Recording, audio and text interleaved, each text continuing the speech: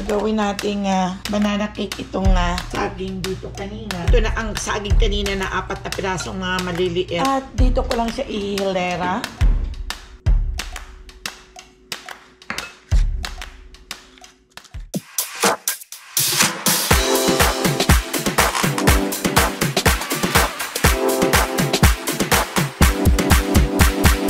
Subscribe na! Welcome back to my channel, my friends and friendship. Gagawin nating banana cake itong saging dito kanina. Kaya gagawin natin banana cake para mapakinabang. Ito na ang saging kanina na 4 na pirasong mga maliliit. Hinaluan ko na ng milk at sugar na 1/4. Gagawin natin banana cake. Ito yung harina. Kuha lang tayo ng 1 cup.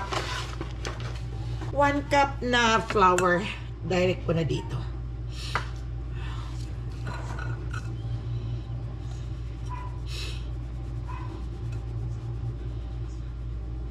Ayan. At haluin ko.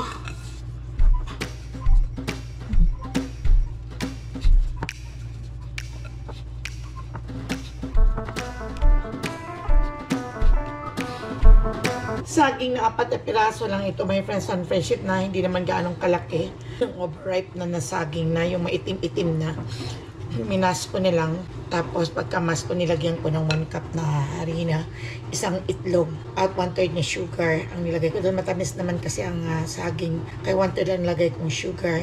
At nilagyan ko ng gatas na powder na 1 cup. At dinagdagan ko pa rin ng 1/3 na liquid milk. At nilagyan ko ng 1/2 teaspoon na salt.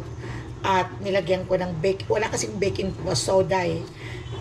Ang nilagay ko is baking powder na 1 teaspoon. At yun, hinahalo-halo ko lang. At 1/3 din na butter na melted or kaya oil. Yun lang.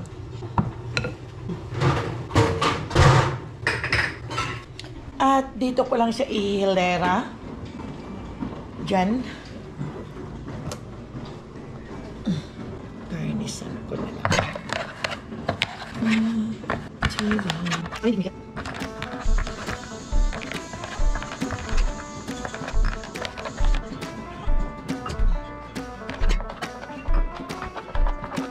Nabiling paper cup. Dapat gagawin, ito ang gagamitin noong birthday ni Zoe na ang gagawin kong muffin, pero hindi ako nakagawa.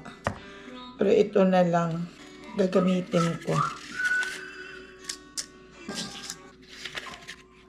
Sayang naman kasi ang saging. Pero walang kaso, my friends and friendship, kung ubirat ang saging. Masarap ngayong gawing banana muffin or banana cake. Kung hinog na hinog ang saging, para ang banana muffin mo or banana cake ay magkakaroon ng magandang texture, may moist.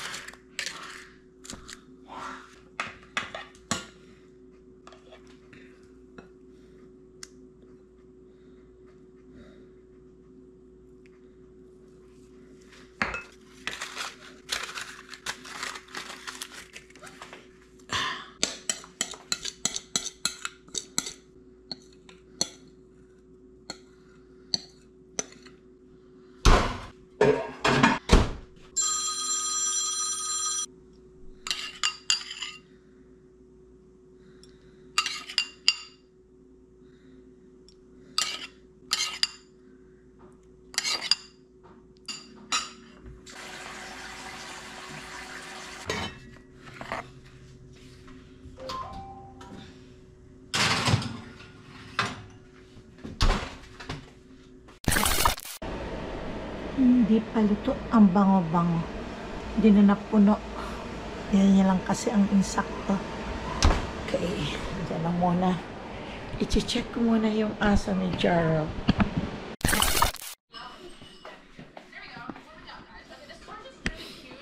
Ito na ang banana muffin or banana cake. Ayan na siya. Mainit-init pa. Yun. At The next day. The next day later, my friends and friendship. Kapon, ito lang ang natira ko sa ginawa kong bread muffin. No, it's cassava banana muffin. Gusto ni Zoe, naubos niya. So ngayon ako ay magluluto nitong jackfruit.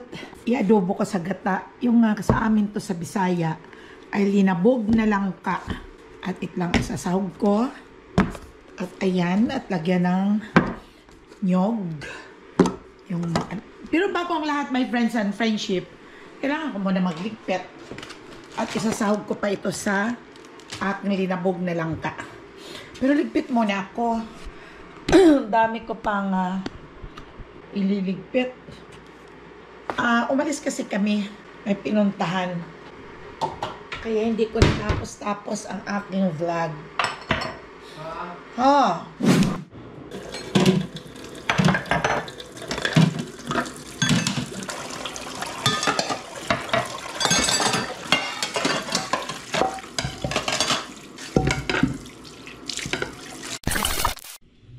Ito yung langka. Nasakan ito. Kaya gugupit-gupitin ko muna. Sa atin sa Pilipinas, nako, saan-saan mo lang nakukuha ang langka. O diba, my friends and friendship. Ito ang mahal, tig 3 something ang isang can. Kaya 4 ito. Teka. Hinihiwa-hiwa ko para yung masarap kasi pag durog. Tapos kagataan, lagyan ng sardinas. Ay, ang sarap talaga, my friends and friendship. Okay talaga siyang, kahit wala ka ng ulam. Pero hindi na ako magluluto ng ulam ngayon. Pwede rin palang dudurogin. Tapos lalagyan ko lang ito ng gata. Inano ko lang, dinurog ko lang ng kamay. Hinihiwa-hiwa ko pa nga. Pwede naman pala. Ganito lang mo imas.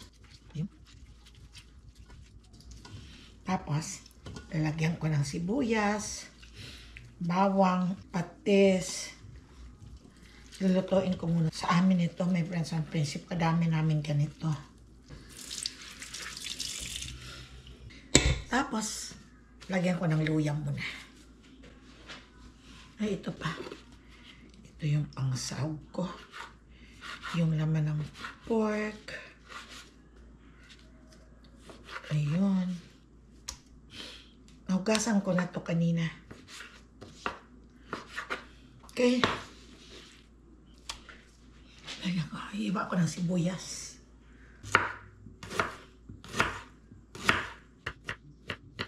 Ihalo ko dito. Ayan. Tapos sibuyas.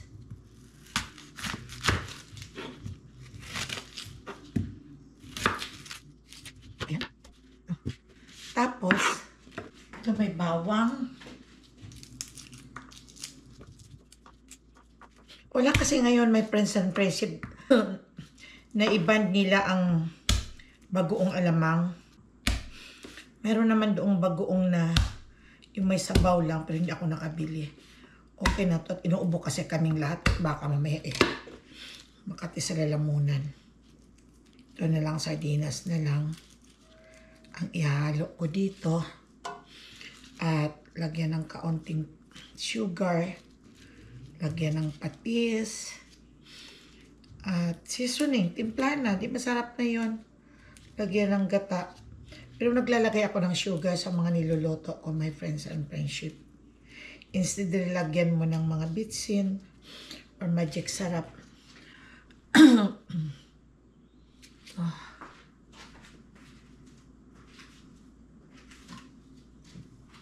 Ayan, lalagyan ko ng patis.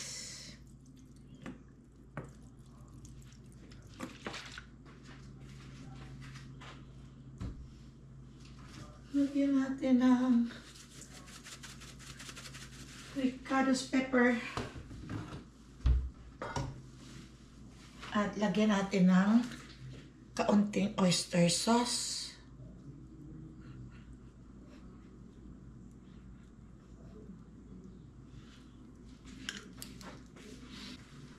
At At lagyan ng asukal. Mamaya na maglalagay ng suka. Kaunti lang to taste.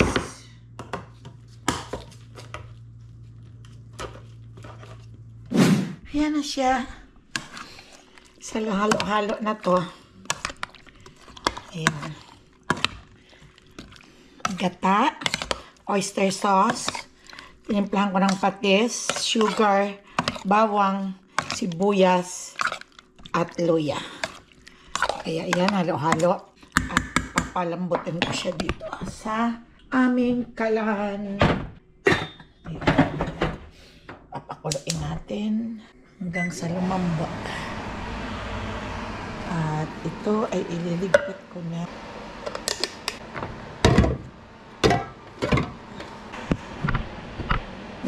May mangga ako. Balatan natin.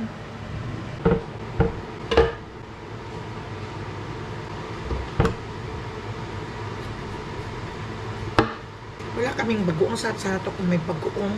Yung alamang, binawal na kasi yan eh. Dito, ayaw na nilang, wala na yung mga oriental store na mga ganong tinda. Dati man kasi masyadong maalat. Iwan ko ba, binawal talaga nila. Pero maalat naman yung bagoong na, yung may sabaw, yung fish sauce. Maalat naman yun, ba't pinayagan? Ba't itong bagoong na matamis-tamis ngayon, hindi masyadong maalat eh. Inano nila, binand na nila yon. Sana ibalik nila. Baka ibalik yon kung medyo ang tamang nutrition facts nila ay kumbinsido ang Food Health and Administration dito sa US. Pero kung hindi, ay talagang hindi nila yan ibabalik.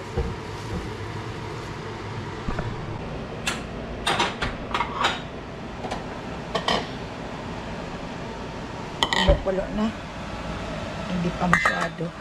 Kuhain natin tapos lagyan natin ng patis.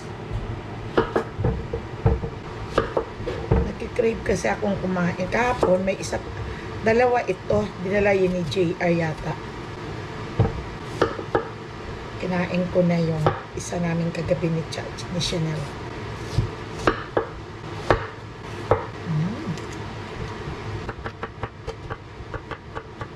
Masarap at tamis-tamis.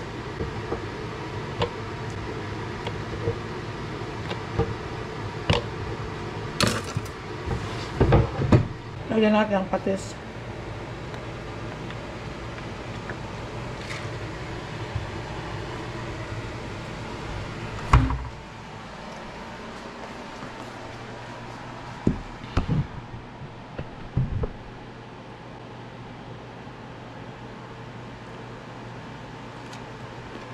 Kain kayo.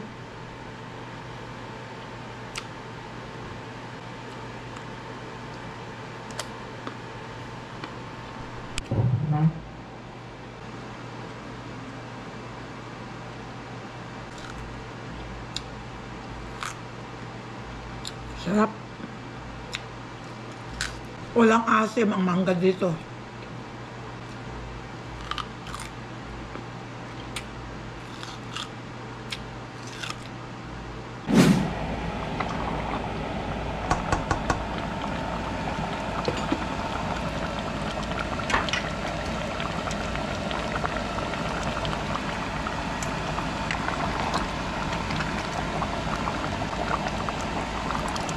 Ang kanyang coconut cream. Okay. Marami pa.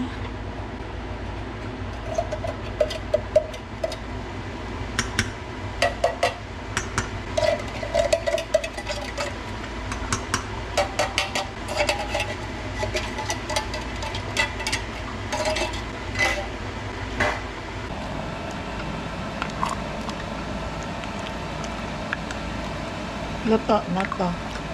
Kasi dati naman itong luto. Ngayon natin. Uy, ang sarap. Dagdagan ko lang ng konting patis.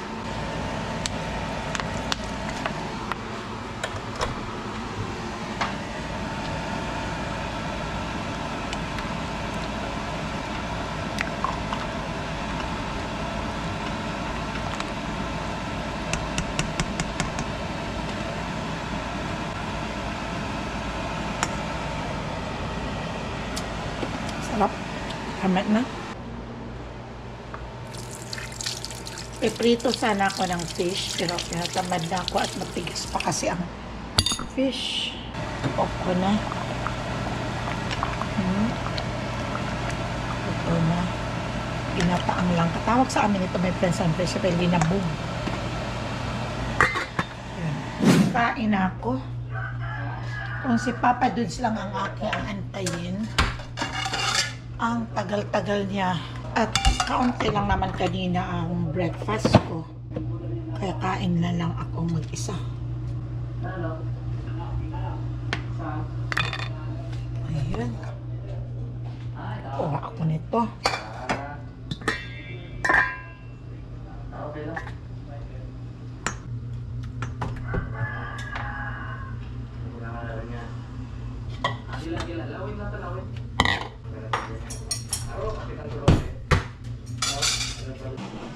Kain na tayo, my friends and friendship. Ayaw pa ni Papa. Nagninibulay-sir pa ng papausok.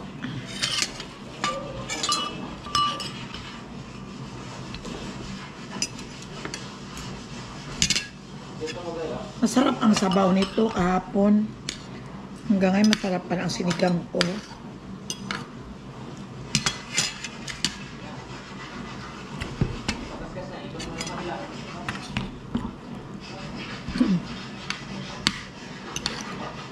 Kain na tayo.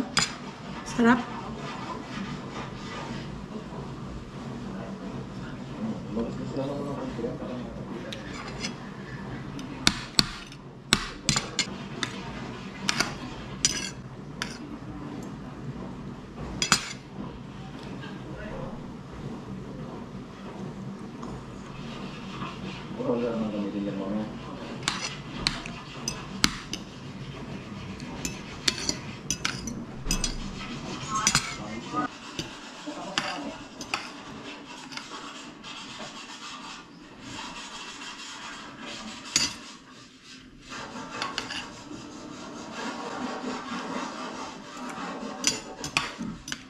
Ang sarap ang luto.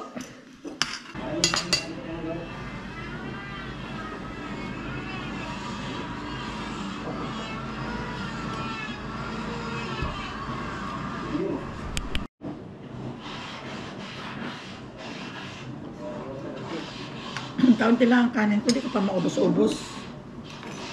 Naantok ako. Ang panahon kasi medyo makulimlim. Nakakaantok. Mamaya pa kakain si Papa Dudes din. Ang almusal namin kanina is pandesal at saka cereal. May mga halong mga fruits. Kaunti lang kinain ko, cereals lang. Kumain din ako ng kaunti lang pandesal. Dalang mamadali kasi kanina.